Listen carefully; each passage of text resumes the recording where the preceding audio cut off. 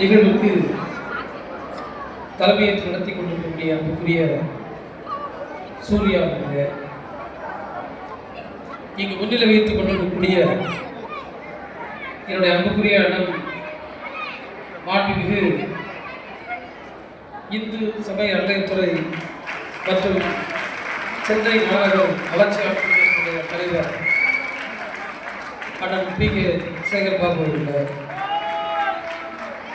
இங்கு மேடையில் அமர்ந்திருக்கக்கூடிய அன்புக்குரிய மேயர் பிரியாராஜன் அவர்களே, அன்புக்குரிய சட்டப்பேரவை உறுப்பினர் தாயகர் கவி அவர்களே, அன்புக்குரிய சிறப்புரையாற்ற வருகின்றிருக்கக்கூடிய அண்ணன் இனிய நண்பர் கருணாஸ் அவர்களே, முன்னாள் சட்டமன்ற உறுப்பினர் அன்புக்குரிய சகோதரர் கே எஸ் ரவிச்சந்திரன் அவர்களே, கழகத்தின் ஆற்றல் மிக்க பேச்சாளர் அன்புக்குரிய சகோதரர் தமிழன் பிரசன்னா அவர்களே, அன்புக்குரிய நரேந்திரன் அவர்களே, டாக்டர் யாழினி அவர்களே, சோ வேலு அவர்களே, சுதாகர் அவர்களே, அன்புக்குரிய ஏகப்பன் அவர்களே, இளைஞரணி அமைப்பாளர் வானவில் விஜய் அவர்களே, ரஞ்சித் விஜயராகவன் அவர்களே, ராஜேஸ்வரி அமுதா அவர்களே, சுதா அவர்களே, கழகத்தின் பல்வேறு நிலைகளில் பொறுப்புகளை ஏற்றிருக்கக்கூடிய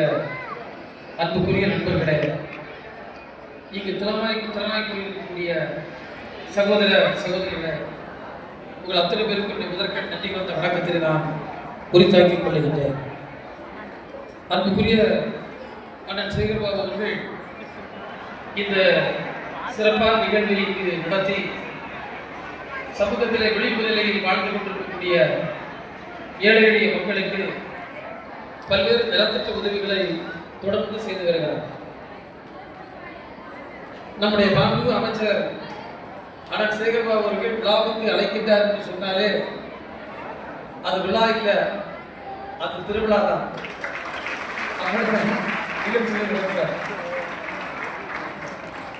அவர் அழைத்த நாம் நிகழ்ச்சிக்கு வந்து இந்த நலத்திட்டங்கள் இல்லாமல் நிகழ்ச்சி நான் பார்த்ததில்லை. அதை பார்த்தா நானே மறைத்து போகிறேன். எனவே இது வருகின்றவர்கள் அத்தனை பேருக்கு நான் என்னுடைய வணக்கத்தை தெரிவித்துக் கொள்கின்றேன்.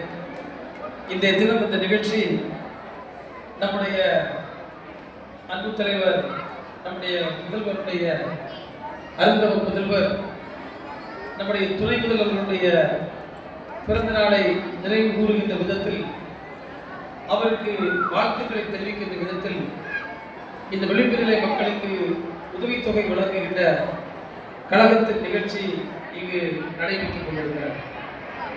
நீங்கெல்லாம் தாய்மார்கள் அதிகமாக எழுந்து கொண்டிருக்கின்றீர்கள். தாய்மார்களை பார்க்கின்ற போது நம்முடைய உள்ளத்திற்கு மகிழ்ச்சி வருகிறது. ஆனால் இங்கு வந்திருக்கக்கூடிய தாய்மார்கள் நீங்கள் ஒன்றை புரிந்து கொள்ள வேண்டும். நீங்கள் இப்படி வருவதற்கும் இங்கு அமர்ந்திருப்பதற்கும் உங்களை கருத்துக்களை பேசுவதற்கும் உரிமை நீங்கள் பெற்றிருக்கின்றீர்கள் என்று சொன்னால் அது 100 ஆண்டு கால சமூக நீதி இயக்கம் இந்த மண்ணில் செய்த மாபெரும் பணியின் விளைவாக என்பதை நீங்கள் தயவு செய்து புரிந்து கொள்ள வேண்டும். நாம் வாழ்கின்ற இந்திய துணைக்கண்டம் சாதி என்கின்ற கட்டமைப்பால் கட்டமைக்கப்பட்டு பல்வேறு இன்னல்கள் இடைவர்களுக்கு உள்ளாக்கி அதற்கு மத சாயம் கொடுத்து அதில் நம்பிக்கையை வளர்த்து நீ உயர்ந்தவன் தாழ்ந்தவன் என்ற ஒரு கோட்பாட்டை கட்டமைத்து வைத்திருந்தார்.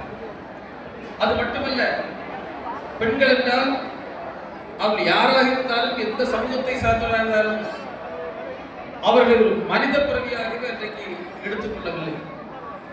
அதன் விளைவாகத்தான் ஒரு பெண் வந்து குழந்தைகளை திருமணம் செய்து கொடுத்து விடலாம்.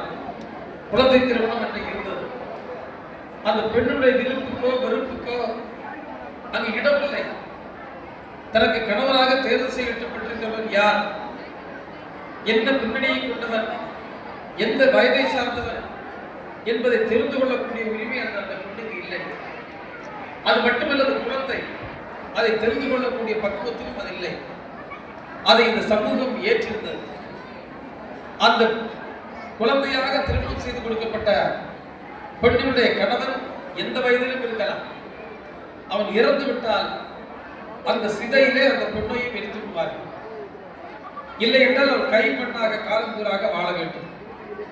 விதவைகள் எந்த சூழ்நிலையும் மறுமணம் செய்து கொள்ள முடியாது. விதவை என்றால் தீட்டப்பட்டவர்.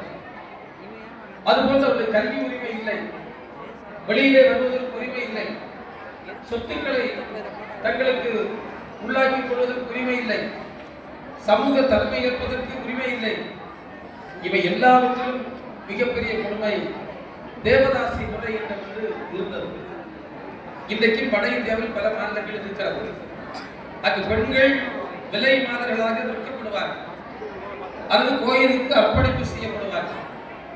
இதையெல்லாம் இந்த சமூகம் ஏற்று தாங்கிக் கொண்டு வேதனையோடு மனிதர்களாக இல்லை, ஒரு புழுக்களாக கூட மதிக்கப்படாமல் வாழ்ந்து கொண்டிருந்த பெண்கள் இன்றைக்கு இந்த அளவுக்கு வீறு கொண்டு சமூகத்திலும் அரசியலிலும் தலைமை பொறுப்புகளை ஏற்று வளர்ந்து உயர்ந்திருக்கின்றார் என்று சொன்னால் அதற்கு அடிப்படை சமூக நீதி கருத்துதான். இப்படிப்பட்ட நம்பிக்கைகள் உட்பட்டிருந்த மக்களை கேள்வி கேட்கக்கூடிய மக்களாக மாற்றி இன்றைக்கு அந்த மக்களுக்கு இந்த உயர்வை பெற்றுத் தந்திருக்கிறது நாம் சார்ந்திருக்கக்கூடிய இயக்கம்.